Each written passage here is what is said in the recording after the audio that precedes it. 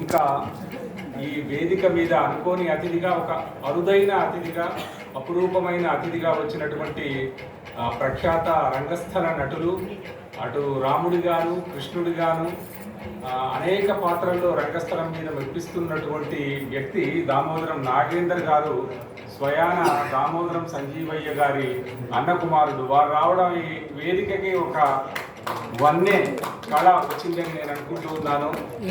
అట్లాగే విద్యార్థి ఉద్యమ నాయకులు వేణుకుమార్ గారు ఈనాటి సభకి ఈ సభలో తన శ్రీవారి గురించి ఇంత అపురూపమైన వేడుకల్ని చూసుకోగలుగుతున్నటువంటి పెద్దమ్మ జ్ఞానమ్మ గారు కూడా ఇక్కడ ఉండడం చాలా బాగుంది. నిజానికి వీళ్ళందరూ ఉండడం వల్లనే ఈ సభకి చాలా గొప్ప కళ వచ్చింది అని నేను అనుకుంటూ ఉన్నాను. ఇంకా వేదిక కంటే ముందు ఇందాక కవి సమ్మేళనము నిర్వహించారు. ఆ కవి సమ్మేళనం నిర్వహించినటువంటి రాధాకృష్ణ గారు నిర్వహణలో ఎంత వేగంగా చేయాలో, ఎంత సమన్వయ పూర్వకంగా చేయాలో అంతా చేశారు. ఈ డిజైను, ఈ రూపకల్పన, దీన్నంతా కనిపించడు కానీ డైరెక్టర్ వెనక పడేశాం. నువ్వు ఎంతసేపు నడిపించాలో సభ అని మొదలే చెప్తాడు, అంతసేపు నడిపిస్తారు ఆవిడ. కానీ చాలా కళాత్మకంగా నడిపిస్తారు. తర్వాత కవులు కూడా ఆమె చెప్తే కోప్పడరు. నాలాంటి పాప మళ్ళీ అంటే కోప్పడతారు. ఎందుకంటే ఆమెకు ఆ స్నేహం వాళ్ళతోటి అలవడ్డది. చాలా మంచి, అంతే కదా, చాలా మంచి కవితలు వచ్చాయి. తర్వాత ఎవరో ఇద్దరు అద్భుతమైన గాత్రం కూడా చేశారు. ఆ పాట వల్ల ఆ కవి సమ్మేళనం చాలా చాలా రంజింపబడింది. తర్వాత ఇంకొక అమ్మాయి అరుణ అని, ఆమె ఒక 2 గొప్ప ప్రతిభ, అంటే పోయం రూపం సంగతి కాసేపు పక్కకు పెడితే మద్య నిషేధానికి, తర్వాత అన్ని పుస్తకాలని, అన్ని జ్ఞానాలని తెలుగులోకి తేలేనంత మేధావులు లేని ప్రదేశమా, మరి అంతా తెలుగులోకి తేవచ్చు కదా, ప్రపంచ జ్ఞానాన్ని తెలుగులోకి తేవచ్చు కదా అని చెప్పారు. బడంపేట అనురాధ. ఆ రెండింట్లో అమ్మ అరుణ గారు, నేను ఈ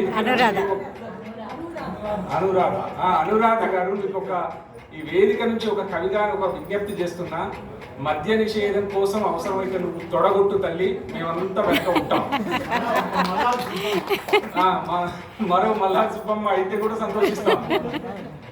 తర్వాత కవిత్వం రూపం విషయంలో చాలా మంది చాలా రాశారు.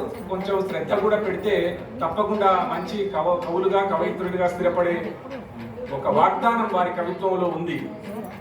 ఇక ఈరోజు ఒక గొప్ప సందర్భం. ఎందుకంటే దామోదరం సంజీవయ్య బుర్రకథని రెండోసారి ఆవిష్కరిస్తున్నందుకు, రెండోసారి ఆవిష్కరించే అవకాశం తీసుకుంటున్నందుకు పాలడుగు సరోజినీ దేవి గారిని మనం హృదయపూర్వకంగా అభినందించి తీరాలి.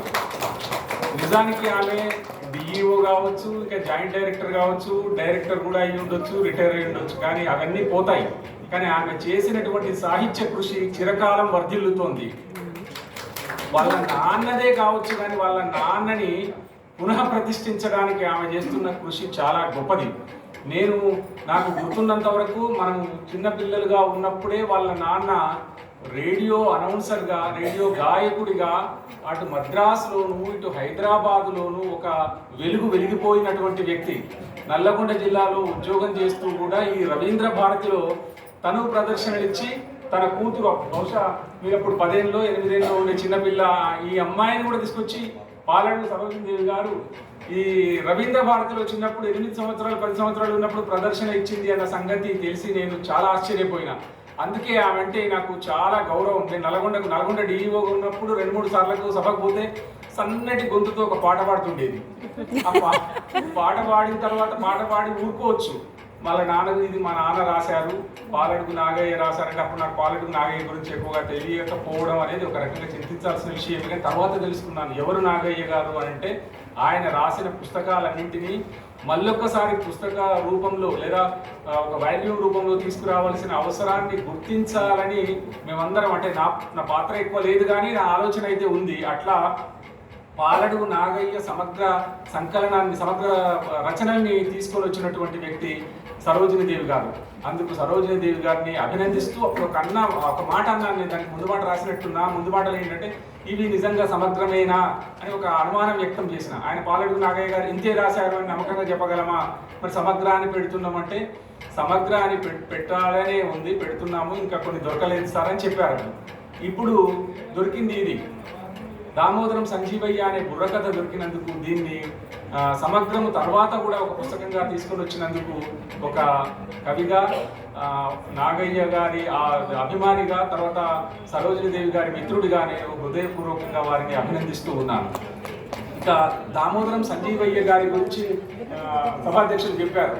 ఆయన మొదటి దళిత ముఖ్యమంత్రి అనే మాట అట్లా నిలబడి ఉంటుంది. కానీ ఏకైక దళిత ముఖ్యమంత్రిగా ఉండాల్సిన అవసరం ఉందా? ఇంకొక సందర్భం ఏది రాకూడదా దళితుడు ముఖ్యమంత్రి కావడానికి? అట్లా దళితులు ఇంకొకసారి ముఖ్యమంత్రి ఎందుకు కాలేకపోయారు అనే చర్చ చాలా పెద్దది. నిజానికి ఎన్నికలకు లేదా ఓట్లకి డబ్బుకు ఉన్న లంకె తెగిపోతే తప్ప అట్టడుగు వర్గాల నుంచి ముఖ్యమంత్రి లాంటి స్థాయికి రావడం చాలా కష్టము అని ఇప్పటి పరిస్థితులు నిరూపిస్తున్నాయి.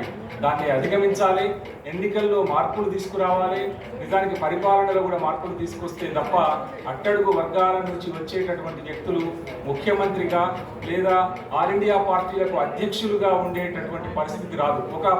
ఒక ఆల్ ఇండియా పార్టీ ఒకటి ఉంది, దానికి ఒక ఆయన అధ్యక్షుడు ఉండే, ఆయన నిజానికి దళితుడే. ఆయనని మధ్యలో అటు ఇటు కాకుండా ఆగం పట్టించి ఆయన ఒక అత్యంత దయనీయమైన పరిస్థితుల్లో ఆ పోస్టు నుంచి క్విట్ అయ్యేటట్టు జరిగిన చరిత్ర మీకు అందరికి గుర్తుంటుంది అని నేను అనుకుంటున్నాను. I don't want to name him at this juncture. కానీ అంటే